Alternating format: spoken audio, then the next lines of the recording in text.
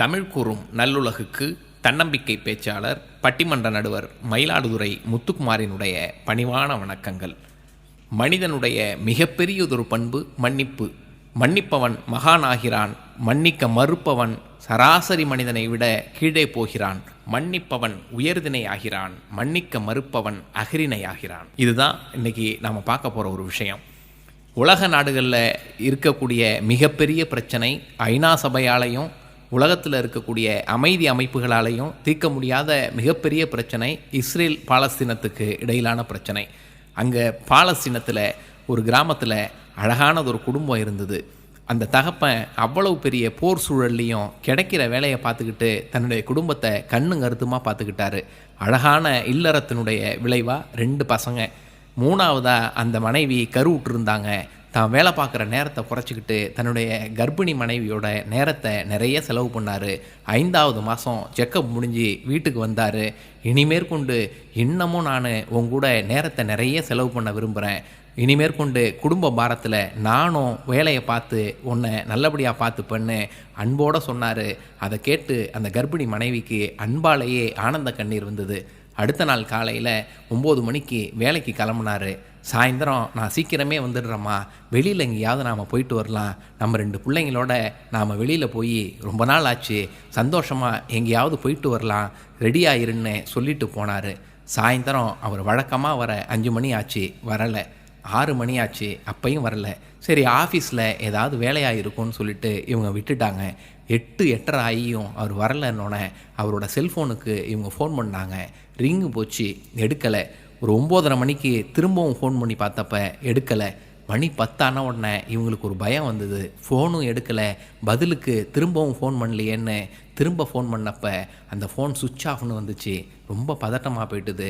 மனசுக்குள்ளே கடவுளை வேண்டிக்கிட்டே, கடவுளே, என்னுடைய கணவருக்கு, அன்பான கணவருக்கு எதுவும் ஆகியிருக்கக்கூடாது, நீ தான் அவரை நல்லபடியாக பார்த்துக்கணுன்னு பிரார்த்தனை பண்ண ஆரம்பித்தா. 2 குழந்தைங்களையும் படுத்து தூங்க வச்சா. இவளுக்கு நைட்டு முழுக்க தூக்கம் வரல.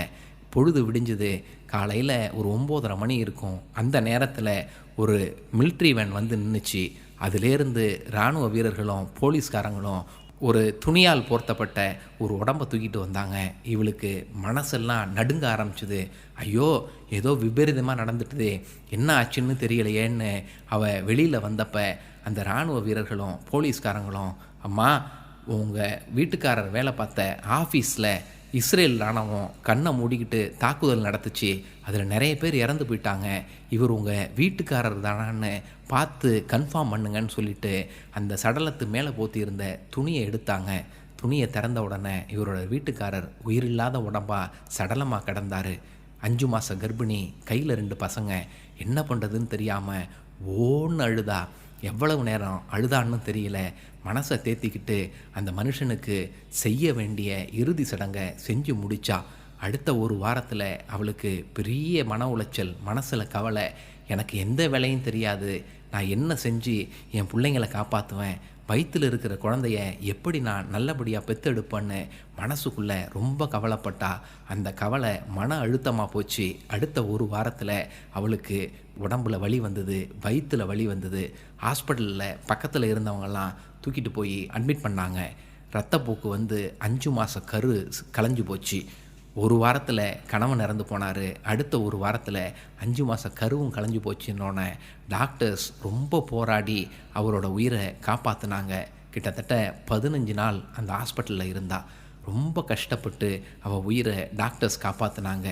இனிமேற்கொண்டு நான் வாழ்ந்து என்ன பண்ண போகிறேன், இருந்தாலும் இந்த 2 பிள்ளைங்களுக்காகவாவது என் வாழ்க்கையை மீதி இருக்கிற காலத்தை நான் ஓட்டுவேன்னு ஒவ்வொரு நாளையும் ஹாஸ்பிட்டலில் இருந்தபடியே ரொம்ப கவலையோடு கழிச்சிக்கிட்டு இருந்தா. இன்னும் 2 நாளில் அவளை டிஸ்சார்ஜ் பண்ணி வீட்டுக்கு அனுப்பணும்னு ஒரு சூழ்நிலை இருந்தப்போ திடீர்னு ஹாஸ்பிட்டலுக்கு பக்கத்தில் இருந்த ஒரு பில்டிங்கில் டமார்னு ஒரு சத்தம். ஏதோ வெடிகுண்டு வெடித்த மாதிரி இருந்தது. இந்த 20 நாள் ட்ரீட்மெண்ட்டில் அவளுடைய உடம்பு ஓரளவு தேறி இருந்தது. அதனால் உடம்புல இருந்த தெம்பையெல்லாம் தேத்திக்கிட்டு போய் என்னன்னு எட்டி பார்த்தா. பக்கத்தில் இருந்த பில்டிங்கில் ஒரு பெரியதொரு வெடிகுண்டு தாக்குதலை இஸ்ரேல் இராணுவம் நடத்தி இருந்தது. அந்த அடுக்குமாடி குடியிருப்பு உடஞ்சி தூள் தூளாக போயிருந்தது. அப்போ இவ கண்ணுக்கு எதிர ஒரு படிக்கட்டுக்கு பக்கத்தில் ஒரு சின்ன புள்ள, 2 வயசு புள்ள, பக்கத்தில் இருந்த இஸ்ரேல் நாட்டை சேர்ந்த அப்பா அம்மாவுக்கு பிறந்த அந்த 2 வயசு புள்ள அந்த படிக்கட்டில் நின்று தாவி தாவி ஏற பார்த்துட்டு இருந்தா. குழந்தைக்கு பக்கத்திலேயே அந்த குழந்தையோட அப்பாவும் அம்மாவும் இறந்து போய் கிடந்தாங்க. எதிரி நாட்டு குழந்தை உயிருக்கு போராடுது, சுற்றி எல்லாரும் இறந்து கிடக்காங்க. எந்த எதிரி நாட்டு இஸ்ரேல் நாட்டு இராணுவம் தன்னுடைய கணவரை சுட்டு கொன்னுச்சோ அதே நாட்டு பெற்றோருக்கு பிறந்த 2 வயசு குழந்தை இடிபாடுக்கு நடுப்புற சிக்கிக்கிட்டு இருக்குது. அதுக்கு மேலே கட்டிடம் இடிஞ்சு விழுந்து எப்போ வேணாலும் உயிர் போகலாங்கிற ஒரு சூழ்நிலையில் அந்த கணவனையும் பிள்ளையையும் கருவையும் பறி கொடுத்த அந்த தாய் ஒரு நிமிஷம் கூட தயங்கலை. ஓடி போய் அந்த 2 வயசு குழந்தைய, எதிரி நாட்டு குழந்தையாகவே இருந்தாலும் அது குழந்தை தான், நானும் தாய் தான்னு அந்த 2 வயசு குழந்தைய தூக்கிக்கிட்டு இந்தாண்ட வந்தா. சுற்றி இருந்தவங்க பூரா அவளை திட்டினாங்க. ஏன் இப்படி இருக்க, அந்த குழந்தையும் அப்பா அம்மாவோட சேர்ந்து இறந்து போகட்டும்னு விட்டு இருக்க வேண்டியதானன்னு எல்லாரும் திட்டினப்ப அவள் சொன்னா, என்னுடைய கரு வயிற்றுலேயே கலைஞ்சு போயிருக்கலாம், என்னுடைய கணவனும் இறந்து போயிருக்கலாம், ஆனாலும் நானும் ஒரு தாய், 2 குழந்தைங்களை பெற்றெடுத்து வளர்த்துருக்கேன். என் கண்ணு முன்னாடி இன்னொரு குழந்தை இறந்து போகிறத நான் பார்த்துட்டு சும்மா இருக்க முடியாது. ஒருவேளை இதோட சொந்தக்காரங்க யாரும் இதை ஏற்றுக்காட்டினா கூட 3வது பிள்ளையா, அது எந்த நாட்டு குழந்தையாக இருந்தாலும் பரவாயில்ல, எதிரி நாட்டு குழந்தையாக இருந்தாலும் பரவாயில்ல, நான் இதை 3வது பிள்ளையா வளர்ப்பேன். என் கணவரையும் என் சிசுவையும் கொன்னவங்களை நான் எப்பயோ மன்னிச்சிட்டேன் அப்படின்னு சொல்லி அந்த அழுத குழந்தைய தோளில் போட்டு தட்டி கொடுத்து தூங்க வைக்க ஆரம்பித்தான். அன்பிற்கினியவர்களே, கடவுள் இந்த உலகத்தை படைக்கும்போது ஒவ்வொரு மனுஷனையும் படைக்கிறப்ப தனக்கு வேண்டியப்பட்டவன், தனக்கு வேண்டாதவன், இவன் எனக்கு எதிரி, இவன் எனக்கு நண்பன்னு படைக்கிறதில்ல. அதே போல தான் ஒவ்வொரு தாயும் தன் கண்ணு முன்னாடி இருக்கக்கூடிய குழந்தைய தன்னுடைய குழந்தையாக பார்க்குறா. இது என்னுடைய குழந்தை, இது இன்னொருத்தவங்களோட குழந்தைன்னெலாம் பார்க்குறதில்ல. அந்த தாய்மை பண்பு தான் இறைமை பண்பு.